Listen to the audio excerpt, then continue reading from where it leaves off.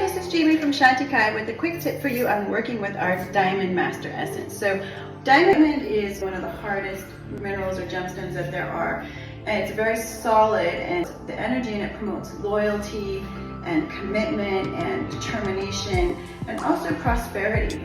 Diamond Master Essence is comprised of nearly 13 or 14 different varieties of diamond, with each of them carrying similar attributes with a slightly different flavor, if you will.